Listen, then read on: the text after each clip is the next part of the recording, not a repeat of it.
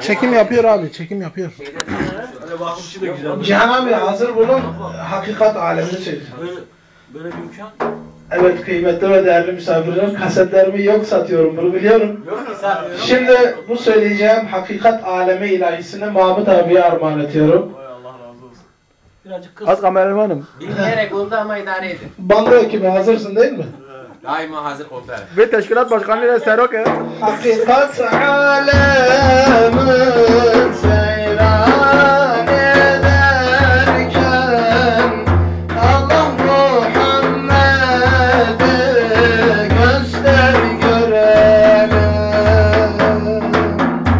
Ümmetin alıp cennete girerken Allah Muhammed'i göster görelim. Ümmetin alıp cennete girerken Rabbim Muhammed'i göster görelim. Bir Allah. Ebu Bekir Bey'dir sağında Ömer, solunda Osman var, ardında Hayber. Kırmızı gül giymiş ol Şahi Ekber, Allah Muhammed'i göster görelim. Kırmızı gül giymiş ol Şahi Ekber, Allah Muhammed'i göster görelim.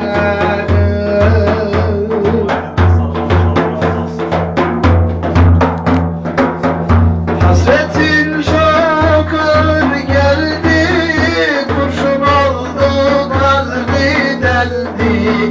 Hasretin çok ağır geldi, kurşun oldu kalbi deldi.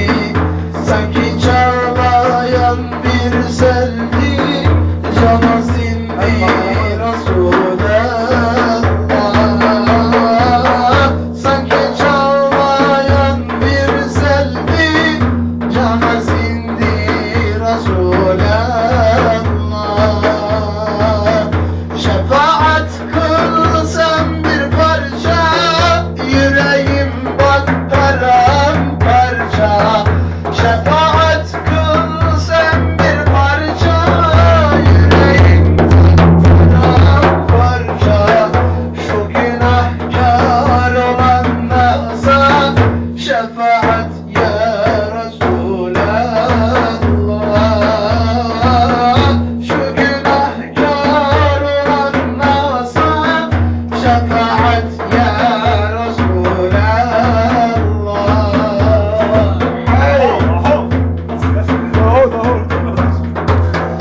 Birden gelir güler yüzüm, birden gelir ağlar gözüm. Birden gelir güler yüzüm, birden gelir ağlar gözüm. Yüreğimde her an sızı var canım ya Resulallah. Yüreğimde her an sızı var canım ya Resulallah. Şefaat kılsam bir parça, yüreğim bak paramparça.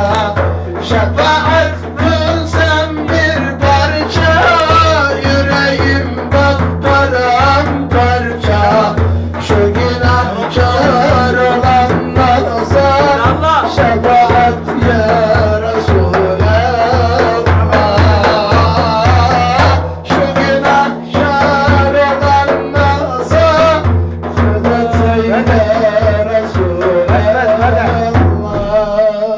Eyvallah abi, teşekkür ediyorum. Hangi konuşmacı beyim? Eve Saraka. Mahalle temsilcisi. Eve Khala Cihana. Eve ji solist da. Azıcık kameramanım. Ver abi sen. Eve ji orman kaçkınıyı. Kameramanımız işte Ersin abi. Spastıkım. Rojbaş.